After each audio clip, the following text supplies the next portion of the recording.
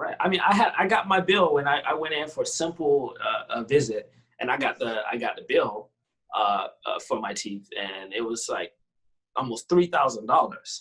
And the biggest issue, I mean, I feel like I'm gonna need the dentures in a few, but I No, feel like the biggest issue with the way the healthcare system or dental is the biggest issue, but there are other things like blood thinners for people, prescription drugs that I want to save people cost on as much as possible, is that our in our state, our Medicare and Medicaid plans are privatized, which is unfortunate. In a mhm. lot of places, they have strong public programs available for people, so if they get their Medicare and Medicaid, it's ran through the state. Unfortunately, our state contracts that out to private entities, like for example, Sunshine Health for like Medicaid, which is what I have pretty much, or for dental care, I forget the name of the exact place, the exact company, but that's who I had for the company.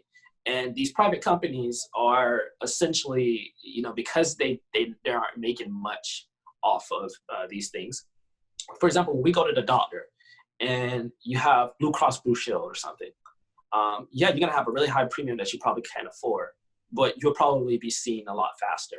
Sometime with Medicare and Medicaid in Florida, when you go to the doctor, they put you at the end of the list, unfortunately, because they're not making anything off of that.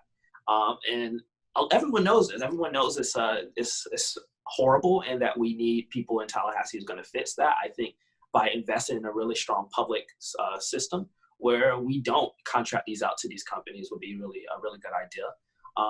Going back to combining both CHIP and Medicaid would be really smart too. But we don't really have people thinking about this. We have people saying the word suspend Medicaid and they don't really mean it. And then we have Republicans trying to get rid of and cut Medicaid. Which is And you said another thing, CHIP. What does that mean? Just for, those who don't understand what that is. So CHIP is the Children's Health Insurance Program in the state of Florida. It's for low-income children. It's called Kid Care.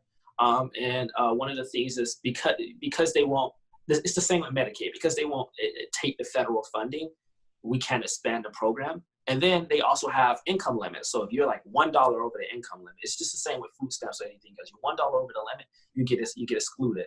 So you can't get the health insurance, or you can't get the food stamps because of that. So people end up getting left out because they don't have their $1 or $500. They make $500 more, or it's the same. It's just we should have some wiggle room for people around in that. Yeah.